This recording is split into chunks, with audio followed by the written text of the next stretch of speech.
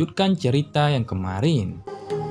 Teman kecil Sukian, kamu benar-benar tidak kompeten dalam pekerjaan kamu sebagai penatua pertama. Seorang tetua berpakaian abu-abu memandang Sukian sebelum dia mengerutkan keningnya. Jika tetua ingin menyalahkan seseorang, Soyan yang akan menanggung beban ini. Itu tidak ada hubungannya dengan tetua pertama, Sukian. Aku ingat bahwa kamu sepertinya hanya dodosi kecil ketika kamu beberapa tahun yang lalu. Akademi Janan akhirnya menghasilkan murid yang cukup baik. Selain itu sepertinya ada lebih dari satu jenis api surgawi yang telah kamu kendalikan. Setelah itu, mereka perlahan-lahan berkata, "Hantu setan tanah tua ya?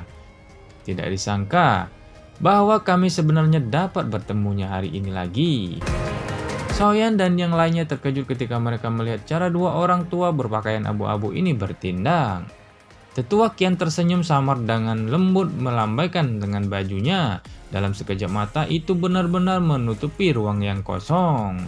Bang, kelompok Soyan terkejut melihat bahwa ruang itu benar-benar telah terbelah dan membentuk garis hitam dengan cara yang aneh. Ekspresi Soyan segera berubah ketika dia melihat sosok manusia yang telah dikeluarkan dari garis hitam itu. Wajah Sukian terkejut ketika dia berbicara dengan tidak percaya. Pada saat ini, hantu setan tanah tua itu memang masih hidup. Tubuhnya juga ditutupin oleh luka bakar yang sangat jelek dan menjijikkan. Tidak disangka bahwa dua orang tua ini masih hidup. Hahaha, bahkan hantu tua sepertimu masih hidup, bagaimana kita bisa mati? Ketua Bai, Ketua Kian, kamu tidak bisa membiarkan orang ini untuk pergi. Tahun-tahun ini cukup banyak siswa dari Akademi Janan yang telah dirugikan oleh lembah api setan. Jika kamu membiarkannya pergi hari ini, dia pasti akan menjadi cambuk besar di masa depan. Sebelum menunggu Tetua Kian dan Ketua Bai menyerang, dia dengan kasar meninju dadanya. Setelah tubuhnya ditutupi oleh kabut darah, dia berencana untuk kabur. Sekitar setengah jam atau lebih, sosok samar-samar tiba-tiba muncul perlahan di aula dengan cara yang aneh. Tetua Bai muncul bersama dengan hantu setan tanah tua yang telah berubah menjadi mayat. Sukian perlahan berdiri dan berkata dengan suara yang dalam, "Dua sesepuh, Sukian berharap bahwa kalian berdua dapat membantu anak kecil ini."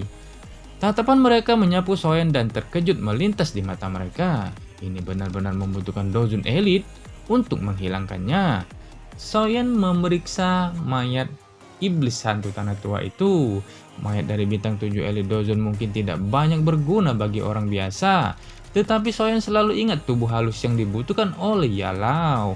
Meskipun ia telah memperoleh tubuh Yunsan saat itu, tubuh hantu iblis tanah tua ini tidak diragukan lagi sedikit lebih kuat. Di tempat tidur, Soyan dengan lembut mengembuskan napas saat dia merasakan rasa sakit yang samar-samar di dalam tubuhnya secara perlahan menghilang. Tiba-tiba di dalam pikirannya terkandung rasa takut terbesar saat dia berpikir apa itu yang dinamakan dataran tengah. Tempat ini yang mengumpulkan para ahli top dari benua Doki.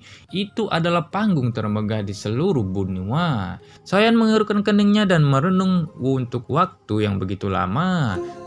Tetapi masih tidak dapat memikirkan tempat yang cocok untuk berlatih di Akademi Janan. Tiba-tiba secara kebetulan, dia belum menemukan waktu untuk mempraktikkan 6 penguasa mengalir tubuh bersama yang dia peroleh dari perlelangan waktu itu.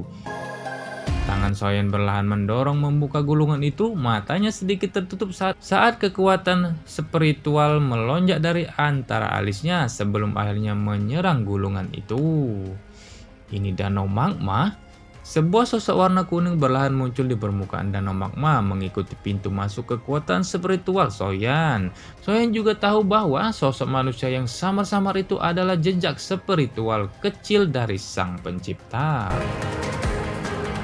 Scene berganti. Kamu ingin memasuki bagian bawah menara pemunihan Ki Langit? Gerakan tangan Sukian segera berhenti ketika dia mendengar permintaan Soyan. Baiklah. Karena kamu bersikeras, aku akan melakukan apa yang kamu katakan. Namun, aku harus memperingatkan kamu sebelumnya bahwa di dunia magma tidak setenang yang kamu bayangkan. Aku akan mengatur beberapa sesepuh Akademi Janan untuk menjaga pintu masuk setiap saat. Singkat cerita, Soyen pun masuk ke dalam magma yang luas dan tampak tak berujung. Itu seperti genangan air diam yang bahkan tidak membentuk sedikit riak pun.